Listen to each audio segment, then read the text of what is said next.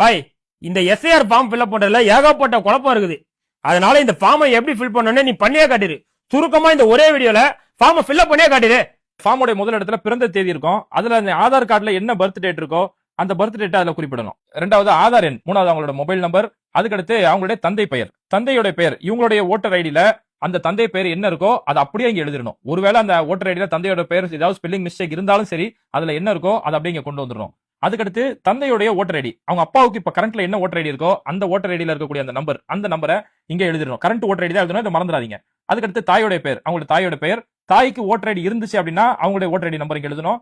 அடுத்து அவங்களுடைய மனைவியோட பெயர், இந்த இடத்துல ஒருவேளை பெண் ஃபார்ம் ஃபில் பண்றாங்கன்னா அவங்களுடைய கணவருடைய பெயர், ஏன்னா துணைவியரோட பேர் தான் கேட்டிருக்கிறதால கணவனா மனைவி அவங்களுடைய பேர் எழுதணும். அவங்களுக்கு ஓட்டர் ஐடி இருந்துச்சுன்னா அந்த நம்பர் இங்க எழுதிடலாம். செகண்ட் பேரா இருக்கு இல்லையா, இதுதான் முக்கியமான ஒரு விஷயம்.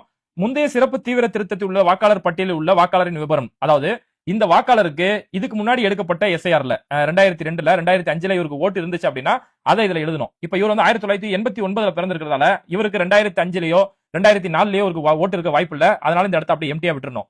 ஆனா இவருடைய தந்தையோட விபரத்தை எழுதியாகணும். இவருடைய தந்தைக்கு 2005லயோ 2006 2007 2002 அந்த காலகட்டத்தில் இருக்க அவருடைய ஓட்டர் ஐடி இருக்கு இல்லையா, அந்த ஓட்டர் ஐடி, அவங்க தந்தையோட ஓட்டர் ஐடியில் இருக்கக்கூடிய அப்படியே விபரத்தை அப்படியே இங்க எழுதணும். அவருடைய பெயரு, அவருடைய இந்த ஓட்டர் ஐடியோட நம்பர், இந்த ஓட்டர் ஐடியோட நம்பர் அப்படியே எழுதிடணும். அதுக்கடுத்து அந்த ஓட்டர் ஐடியில் அவங்களுடைய தந்தை பெயர் இருக்கும், அந்த தந்தை பெயரு, அந்த அவங்களுடைய தந்தை அப்படின்ற அந்த உறவுமுறை, அது சென்னை மாவட்டம், அந்த எந்த மாநிலம், அதுக்கடுத்து எந்த சட்டமன்ற தொகுதி, சட்டமன்ற தொகுதியோட எண், இந்த சட்டமன்ற தொகுதியோட எண்ணா நம்ம ஓட்டர் ஐடியா பேக் சைட்லயே இருக்கும். சட்டமன்ற தொகுதியோட எண் இந்த கீழ இருக்கு பாருங்க, இதுதான் பாகம் எண், இந்த பக்கத்துல இருக்கிறது வரிசை எண். இது அப்படியே இந்த இடத்துல பாகம் எண் வரிசை எண் எழுதிடணும். ஒரு நல்லா கவனிச்சுக்கோங்க, இந்த பாக்ஸ்ங்கிறது இது வந்து 2005 2007 2002 இந்த காலகட்டத்தில் இருக்க ஓட்டர் ஐடி இருக்கு பாத்தீங்களா, அந்த டீடைல் தான் இதுல எழுதணும். இப்ப இந்த ஃபார்ம் பாத்தீங்கன்னா இவங்க 1955ல பிறந்திருக்காங்க. அப்ப இவங்க கண்டிப்பா 2005ல 2002ல இவங்களுக்கு ஓட்டர் ஐடி இருக்க வாய்ப்பு இருக்கு.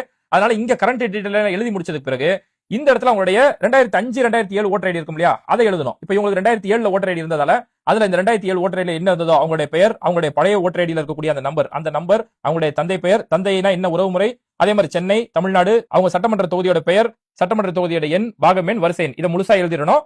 இவங்க இங்க உறவினருடைய விஷயத்துல இவங்க எதுவுமே எழுதணும்னு அவசியம் இல்ல. இந்த இடத்த அவங்க பிளாங்கா விட்டாலே போதும். இப்ப கரண்ட்ல நம்ம கையில எல்லாம் கலர் ஓட்டர் ஐடி இருக்கு பாருங்க, அதெல்லாம் இதுல கொண்டு வந்து எழுதக்கூடாது. இல்லையா இல்லைன்னு சொல்லி பென்சில் எழுதிடணும். இப்ப இதெல்லாம் எழுதி முடிச்சதுக்கு பிறகு இந்த இடத்துல அவருடைய இந்த வாக்காளருடைய கையொப்பம், இந்த இடத்துல இந்த வாக்காளருடைய கையொப்பத்தை இந்த இடத்துல எழுதிடணும். இந்த இடத்துல பிஎல் ஆபீசர் அவருடைய கையெழுத்து போட்டு அவர் ஃபார்ம் எடுத்துட்டு போயிருவாரு.